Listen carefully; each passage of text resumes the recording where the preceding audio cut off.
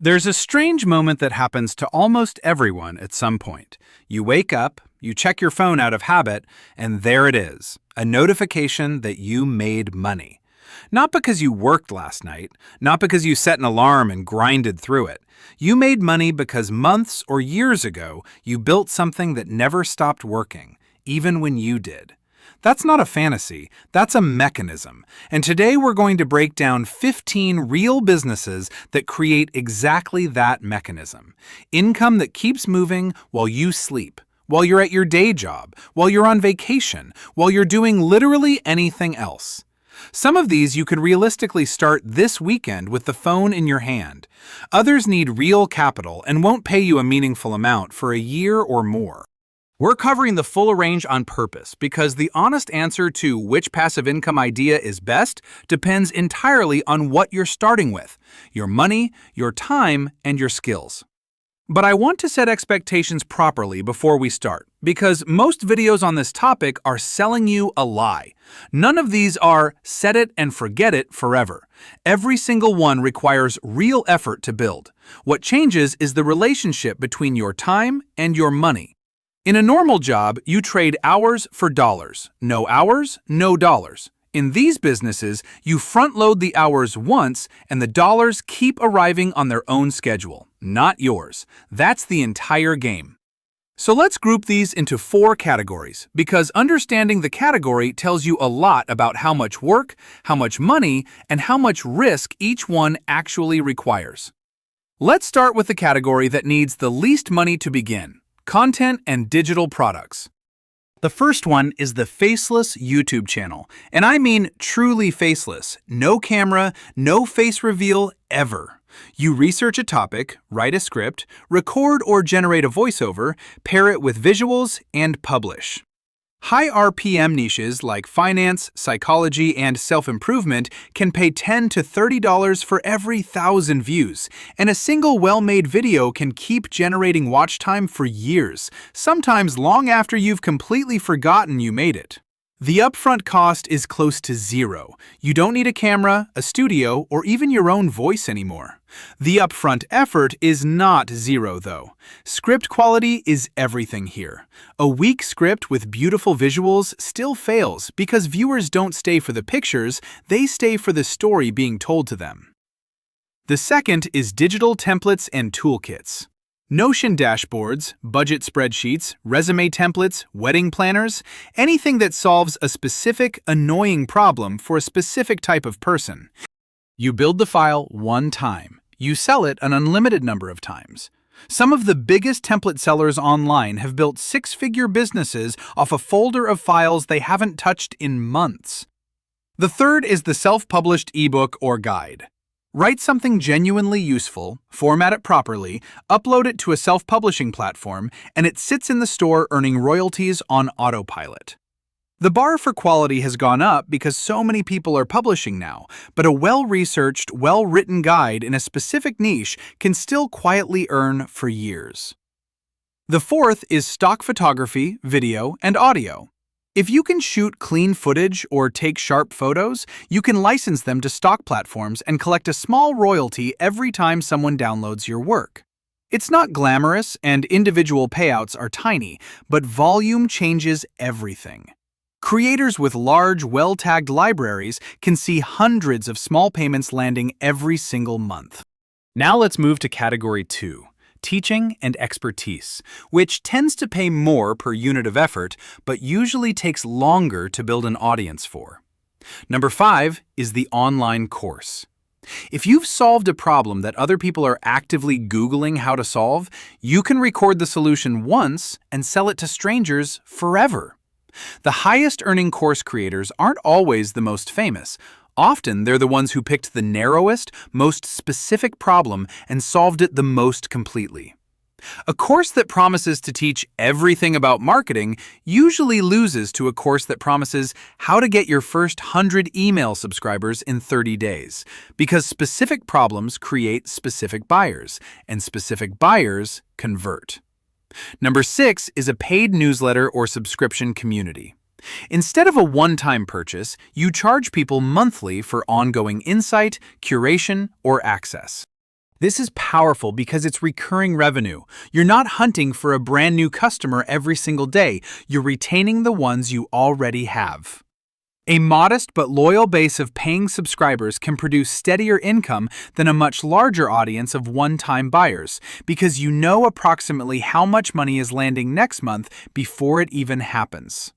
That predictability is worth more to most creators than a bigger, less reliable number. Number 7 is licensing your expertise as done-for-you templates, worksheets, or frameworks. Think legal contract templates, business plan frameworks, or coaching scripts. Professionals in a field often build these once for their own use, then realize other people in the same field would pay real money to skip the work of creating them from scratch. Now, category 3, and this is where things shift because these businesses lean more on smart systems than on your personal expertise. Number 8 is print on demand. You create a design, list it on shirts, mugs, or posters, and a fulfillment partner handles printing, packing, and shipping the moment someone orders. You never touch inventory, never rent a storage unit, never drive to a post office at 9 at night. Your job is entirely the design and the marketing. Everything physical happens automatically, whether you're awake or not. And a single design that resonates with the right audience can quietly sell for years without a single update. Number 9 is drop shipping, but done properly, meaning a tight, curated store around one specific product category instead of a chaotic catalog of random items nobody actually trusts. When it's built well, the store runs mostly on automation. Orders route to suppliers, tracking updates go out automatically, and you're mainly steering marketing and customer experience rather than packing boxes. The failed version of this business is the one you've probably seen mocked online. 1,000 random products, no clear identity, and terrible reviews. The working version looks almost like a real specialty brand because that's essentially what it is. Number 10 is affiliate marketing through a content site or review blog. You build pages that genuinely help someone make a decision. Best tool for X. Honest comparison of Y versus Z. What actually works versus what's just well marketed. And you place affiliate links inside those pages. When someone clicks through and buys, you earn a commission without ever creating, storing, or shipping a single product yourself.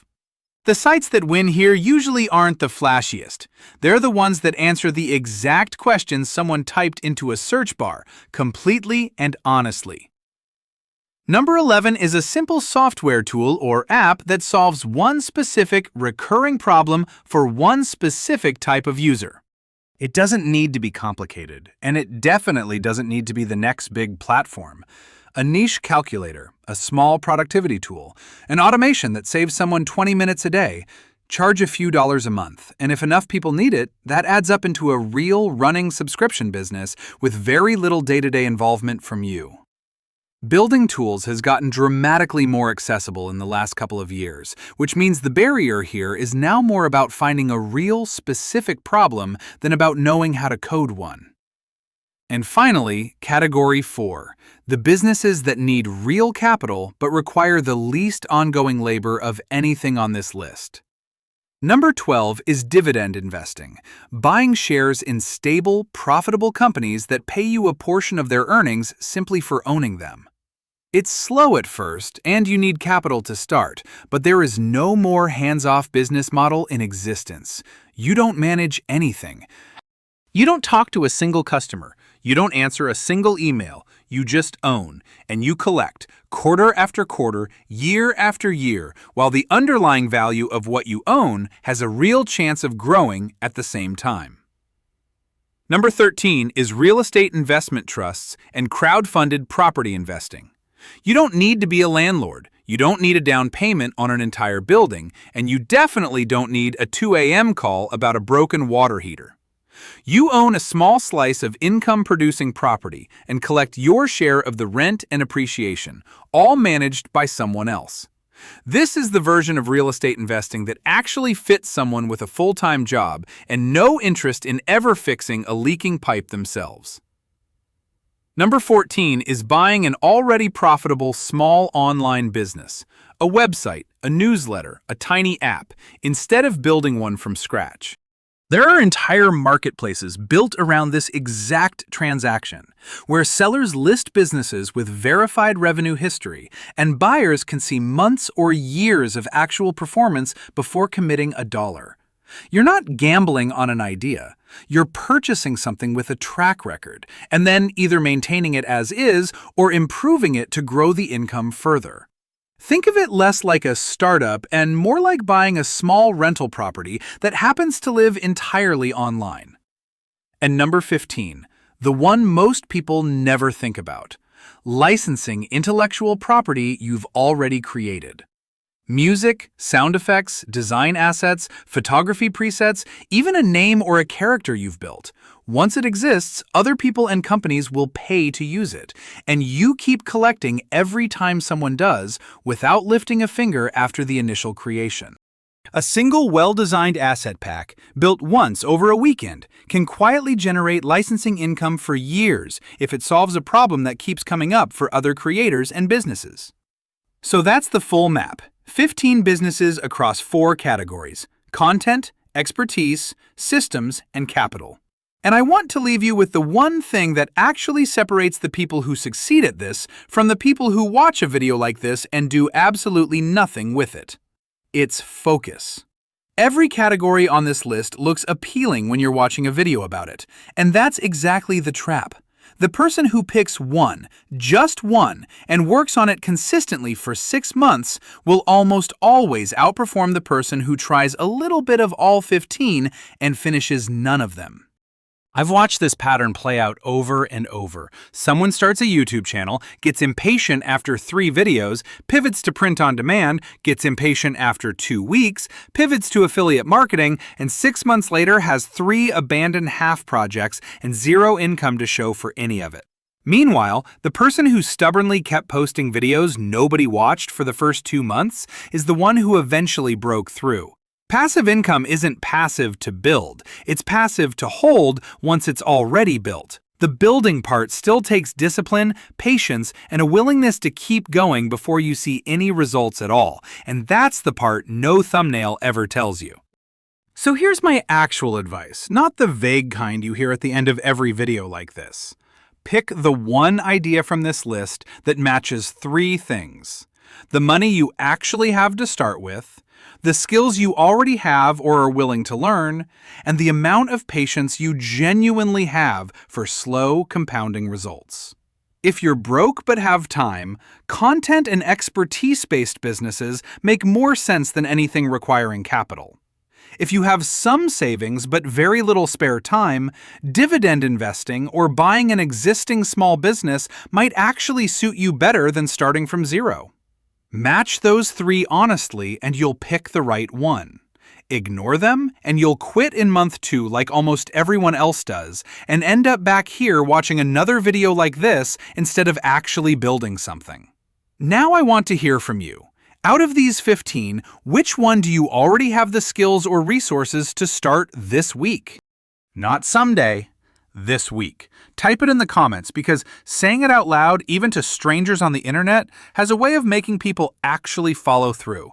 And if this breakdown was useful, subscribe because we're going deep into exactly how to execute several of these step by step in upcoming videos. See you in the next one.